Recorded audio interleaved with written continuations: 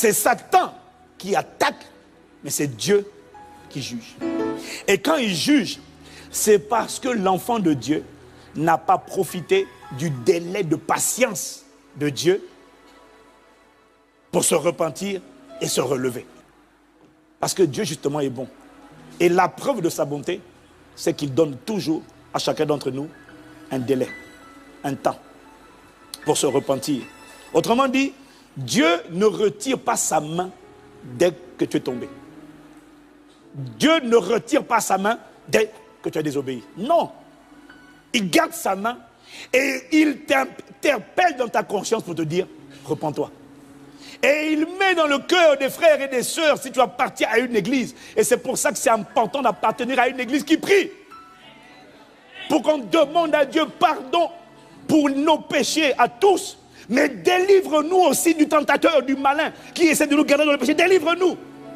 Parce que par la prière corporative, quelqu'un qui est dans le péché va finir par ouvrir les yeux et dire, mais qu'est-ce que je fais là? Mais fais-le avant le temps imparti.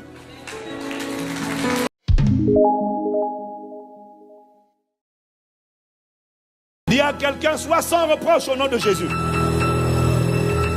Tu dois être sans reproche, bien-aimé, parce qu'aujourd'hui, dans nos églises modernes, nous devons faire attention à la dilution du message de l'évangile. Dieu ne t'a jamais dit de rester à l'état de chrétien charnel que tu étais le jour où tu t'es converti.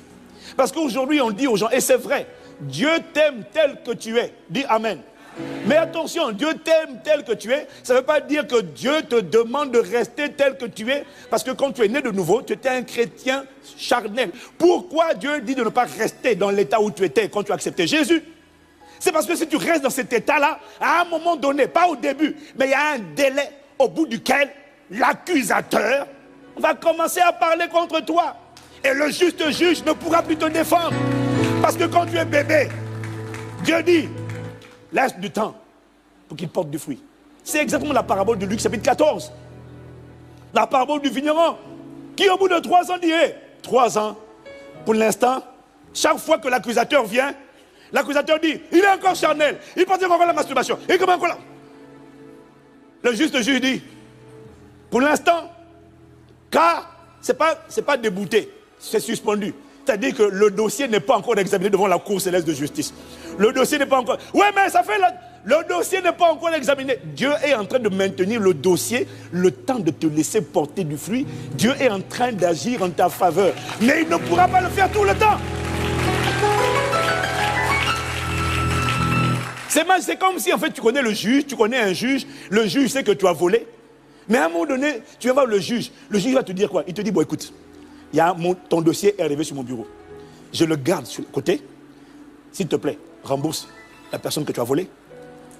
Parce que quand je vais traiter le dossier, les éléments de preuve sont tellement accablants que je ne peux pas faire autre chose que te condamner. Mais s'il te plaît, restitue avant que je n'ouvre le dossier. C'est un peu ce que Dieu fait. Change vite. Il te laisse du temps. Est-ce que quelqu'un me suit? Parce que si tu n'obéis pas, si tu n'abandonnes pas le péché, à un moment donné, devant les accusations de Satan, de l'accusateur, le juste juge est obligé à un moment donné de finir par retirer la main de protection qu'il avait. Parce qu'il ne peut pas cautionner l'iniquité, c'est-à-dire la transgression de ses lois. Il ne peut pas. Est-ce que quelqu'un me suit? Il y a un délai. Dieu ne retire pas sa main tout de suite. Il y a un délai. Il ne retire pas sa main tout de suite. Il te donne un certain temps pour te repentir, pour changer. Et c'est ce temps-là où le tentateur, le menteur te dit, non, reste là-bas, continue mon gars. T'as pas remarqué que c'est bon, non? Continue. Éclate-toi. Qu'est-ce qu'il est en train de faire? Il est en train de jouer la montre. Parce qu'il y a un temps fixé où Dieu va finir par retirer sa main. Je prie que Dieu garde sa main sur toi et moi au nom de Jésus. Quand Dieu garde sa main, ça veut dire qu'il protège. Bien-aimé, Dieu a un temps. Dieu a un temps. Il y a un temps fixé. Ne te laisse plus séduire par le diable. Ne te laisse plus séduire. Gagne du temps juste en décidant d'obéir à Dieu. Parce que quand tu persistes dans la désobéissance, le risque, c'est même pas c'est une certitude, c'est que Dieu retire sa main. Mais il m'a dit, le Saint-Esprit m'a dit, quand Dieu retire sa main, c'est là que Satan en profite pour tourmenter, pour attaquer, pour voler, égorger ou détruire. Est-ce que quelqu'un me suit? Quand Dieu retire sa main, c'est là que Satan met la sienne. Mais il m'a dit, quand lui, Dieu, il retire sa main, c'est vrai, c'est Satan qui attaque, mais c'est Dieu qui juge. Ça veut dire que une décision de justice a été prononcée. Satan a eu l'autorisation d'affliger, de tourmenter, d'égorger et de détruire. C'est Satan qui attaque, mais c'est Dieu qui juge. Est-ce que quelqu'un me suit? Et quand il juge, c'est parce que l'enfant de Dieu n'a pas profité du délai de patience de Dieu pour se repentir et se relever. Est-ce que quelqu'un me suit? Parce que Dieu justement est bon. Et la preuve de sa bonté, c'est qu'il donne toujours à chacun d'entre nous un délai, un temps pour se repentir. Autrement dit, Dieu ne retire pas sa main dès que tu es tombé. Dieu ne retire pas sa main dès que tu as désobéi. Non. Il garde sa main et il t'interpelle dans ta conscience pour te dire, repens-toi.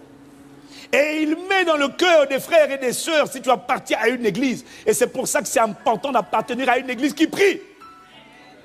Pour qu'on demande à Dieu pardon pour nos péchés à tous. Mais délivre-nous aussi du tentateur, du malin qui essaie de nous garder dans le péché. Délivre-nous.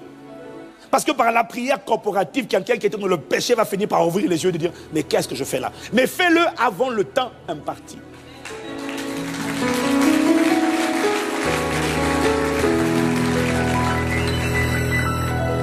Les gouvernements de ce monde, dès qu'on t'a attrapé, comparution, tu es jugé. Dieu, dès que tu es tombé, il ne retire pas sa main. Parce que quand Dieu juge, ça veut dire qu'il retire la main. Mais Dieu ne retire pas sa main quand tu tombes. Non, il patiente. Je reviens sur mon texte. Jésus est patient.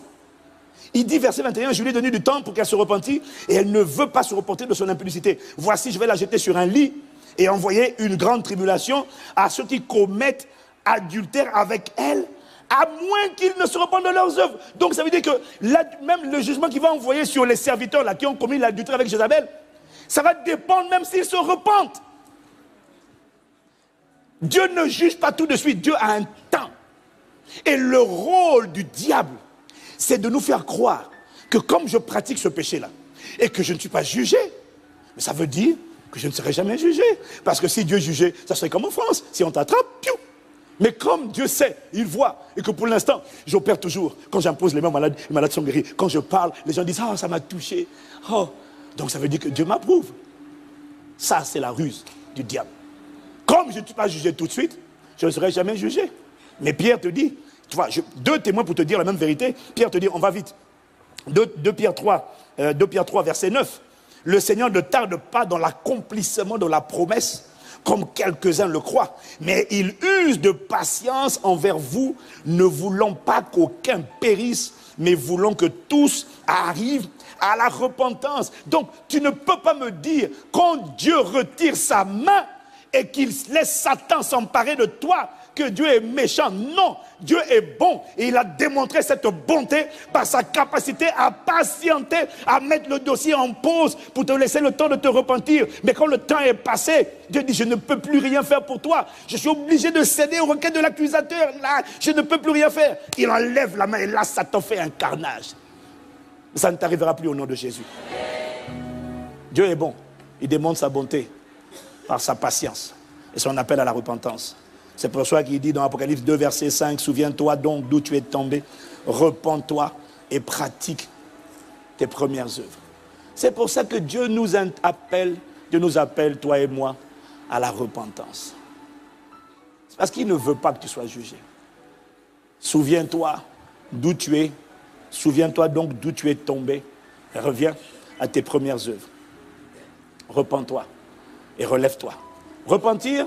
Se repentir, c'est opérer en soi, laisser le Saint-Esprit opérer un changement de système, un changement radical de système de pensée qui se traduit par un changement d'action et de direction. La repentance, ce n'est pas seulement demander pardon. La repentance, c'est changer totalement son système de pensée. Et ce système de pensée changé va d'abord t'amener à demander pardon. Ce système de pensée changé va t'amener à délaisser le péché, à le haïr, à ne plus l'excuser, le légitimer. Ce système de pensée changé va t'amener à dire plus jamais Satan ne sera Seigneur dans un seul domaine de ma vie. Ce système de pensée renouvelé, changé radicalement, 180 degrés, ce système de pensée va t'amener à dire, toi seul, non, je n'aurai pas d'autre Dieu. C'est le système de pensée. Il va t'amener à dire, un seul sera mon trésor. À partir de maintenant, j'ai perdu trop de temps dans la désobéissance, j'ai perdu trop de temps dans la négociation, dans la séduction, dans les mensonges du diable. Désormais, Seigneur, je veux juste te donner le pouvoir pour bâtir ma vie. Je veux juste te donner le pouvoir. La repentance, ce n'est pas seulement demander pardon. La repentance, c'est changer complètement de système de pensée et décider de donner le pouvoir au Saint-Esprit. Et là où tu t'es tombé, tu te relèves et tu es déterminé et tu dis, Seigneur, par ta grâce, à cause de ce que j'ai compris, mon passé ne sera plus mon futur. Par ta grâce, ta main me soutiendra. Je ne ferai plus l'allégresse et la joie du diable, du malin, du serpent, du calomniateur. J'ai été créé pour ton plaisir. Tu as dit dans ta parole, le peuple que j'ai créé, que je me suis formé, pour ma gloire publiera mes louanges. Seigneur, que ma vie publie tes louanges. Incline la tête avec moi.